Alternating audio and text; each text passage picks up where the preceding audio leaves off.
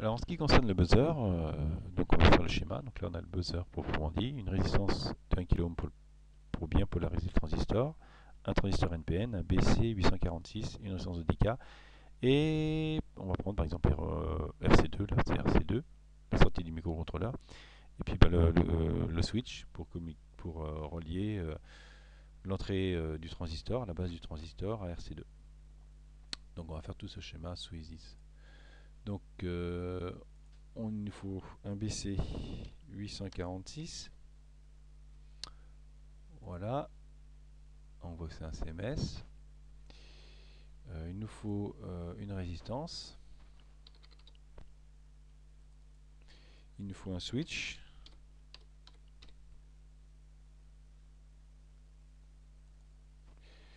Qu'est-ce qu'il nous faut d'autre? Le buzzer, la résistance, le switch, bah c'est tout. Et puis après, il nous faut un générateur.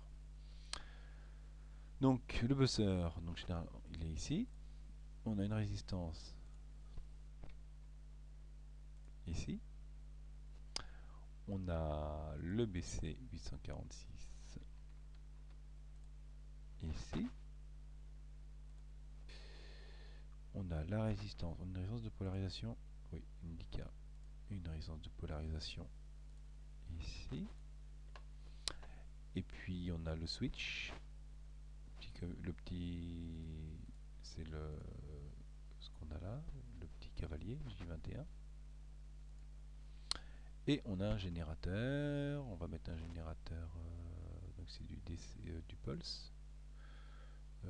Clock, on va mettre clock. Et puis on va mettre la même fréquence, donc ça, rapport cyclique, 3 kHz à 50%. Voilà, donc 3 kHz, clic droit, éditer les propriétés, donc fréquence 3000. Voilà, ok. Voilà. Et puis on va relier tout ça, donc il faut mettre la masse. Donc, la masse, le power, c'est VCC. On va regarder sa tension de fonctionnement de mettre 5 volts si elle n'est pas marquée. Donc c'est 12 volts. Donc là c'est 5 volts. Voilà.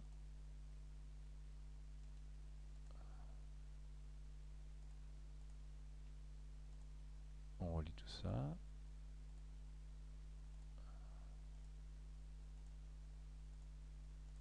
La résistance sur le site dit 1 kΩ. Ouais, c'est 1 kg.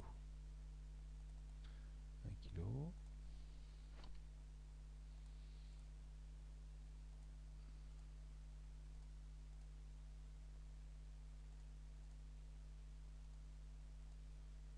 Voilà, donc pour que ça fonctionne, on va faire play.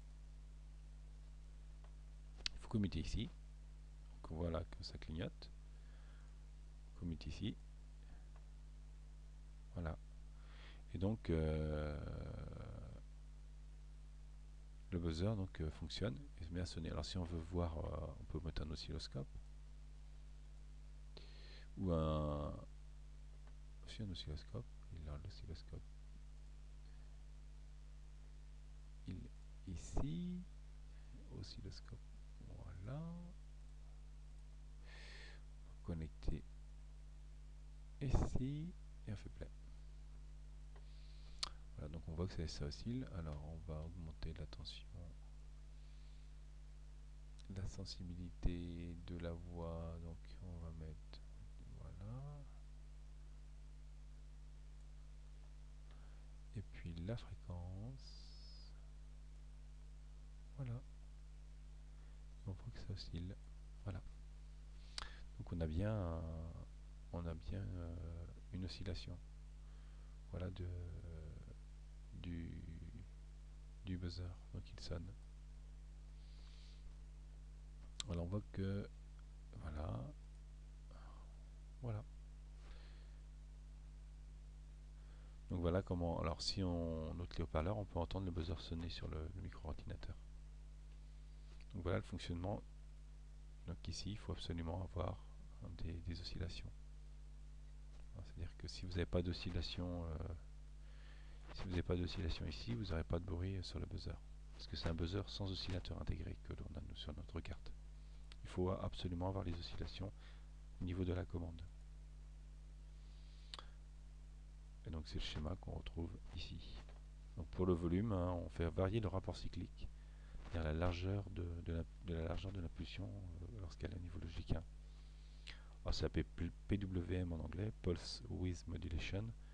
En français, c'est MLI, modulation de largeur d'impulsion.